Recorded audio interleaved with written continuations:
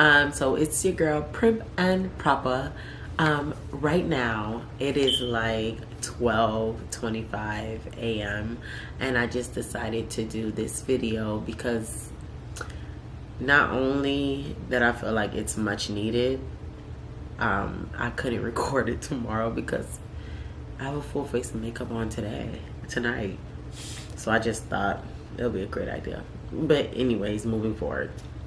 Today I wanted to really talk about unpacking baggage, because a lot of us have it, and a lot of us bring our baggage to certain situations into other people's lives. So I just want to help with that and help us unpack some of those things that we are carrying around that are detrimental, that's not good for us. So what inspired this is actually the interview with Common on Breakfast Club, and I just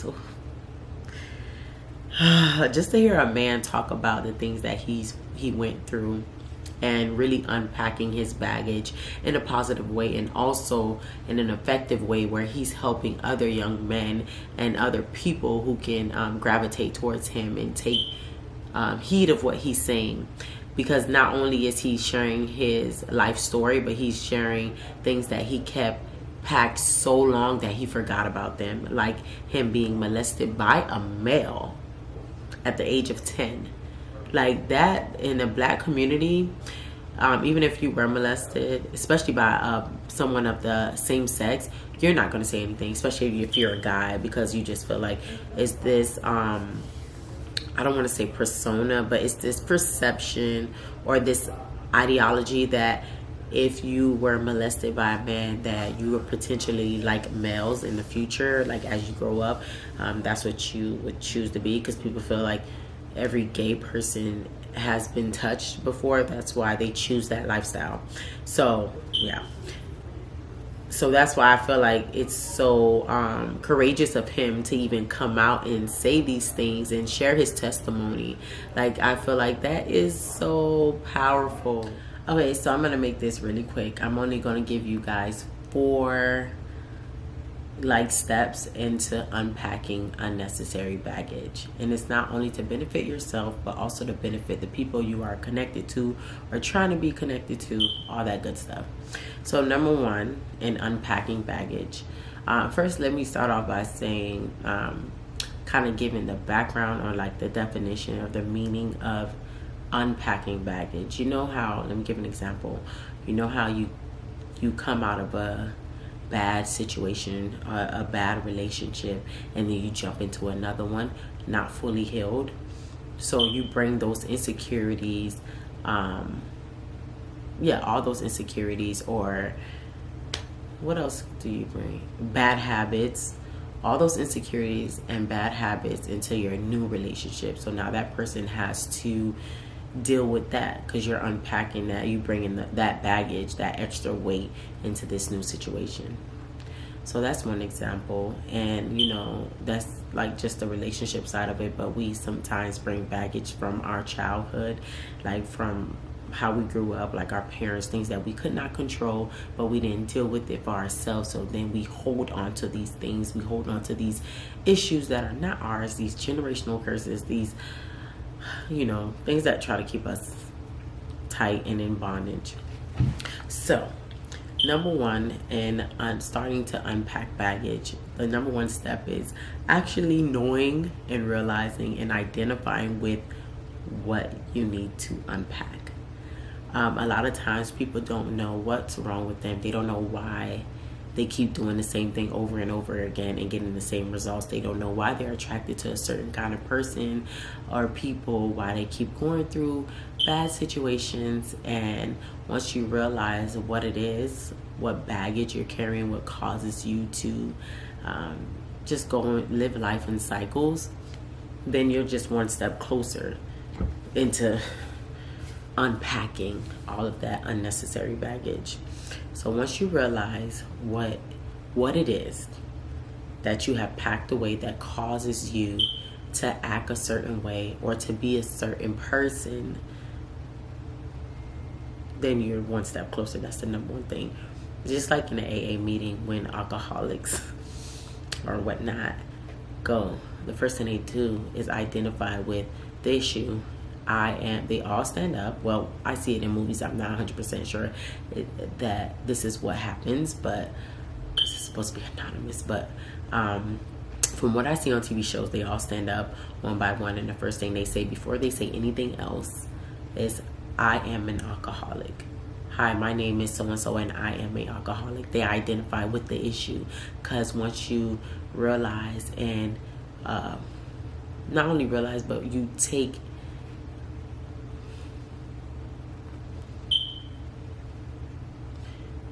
not only acknowledge the issue, but you take ownership of the issue.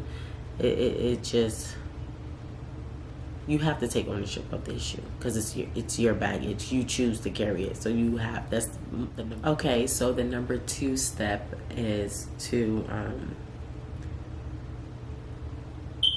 getting the help and knowing how you're going to deal with it and what parts are you going to deal with, because a lot of times we have a lot of things to unpack. We have a lot of baggage.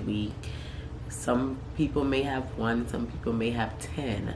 So knowing what you're going to deal with first, and then go from there, because you don't want to deal with everything at once, because that could be a lot depending on what you're currently dealing with. You have to be mindful, and a part of self-care is taking time with yourself, we're so quick to give sympathy to other people or patience, and we don't have the same kind of attitude towards ourselves. So being patient with yourself, so you don't have to get over it all at once. Listen, anything that's meant to last or that's worth it doesn't happen overnight. So being patient with yourself is going to happen, but you have to, I don't want to say unpack slowly, don't procrastinate, but it's a step-by-step thing. And also, number 3 is saying no and choosing yourself first. What I mean by that is, sometimes when you're in the process of unpacking or soul searching, however you want to call it, you still have your regular life to live. You still are associated with certain people. You still have relationships. And sometimes we are not the only toxic people in our lives. I don't want to call anybody that throws their unnecessary weight on you, but if you're currently trying to go through this process of unpacking baggage, and you have someone in your life that's also dumping their baggage on you, you have to kindly tell them, I cannot pack that. As crazy it might sound, maybe, I don't know how else you would be able to say that. Well, you can say it in a lot of different ways if you want to break it down, but if you don't have the words to say, just simply say, I cannot pack that right now. I have a lot going on. I cannot pack that, because during this process, you cannot afford to take on anyone else's problem. I'm sorry to say, I know we all like to be there for our loved ones. That's how we show we care, but we have to first care about ourselves. So through this process, you owe it to yourself to just be selfish with your time and be selfish with your healing process. Knowing that you don't have the time at the moment, just for the moment. And for those people who genuinely love you, they're going to understand. Trust me, they are. If they genuinely love you, they're going to understand, unless they need to also go on their own soul searching, unpacking baggage, therapy, deliverance kind of thing. And they don't need to be in your life at the moment because they're too toxic for you, and they may be a part of the unpacking. So take heed of that as well. So last but not least, the last thing for unpacking your baggage. See, I told you guys this would be fast. Getting over it versus healing from it. Seeking true deliverance. Those are the key points I wrote, because sometimes we like to say we're over it, right? But you're not really over it. You just packed it. you just put it in the back. You packed it and you kindly put it in the back of the closet, so you never realize it. You never pay attention to it. You act like it's not there, but it's there because it's taking up space. And the last thing you want to happen is for anything that doesn't belong in your life to take up space in your life, because something good could be in the place of that bad thing. So knowing the difference of getting over it and simply just hiding it and acting like it doesn't exist when it does, just heal from it. So, and I also looked up, because I said the word deliverance, and not a lot of people know about like what deliverance mean. That's like a church language, because I didn't really know what it meant until I had to personally go through deliverance for myself, and knowing, like, because I go to church, I know what the word deliverance mean. But I actually looked up.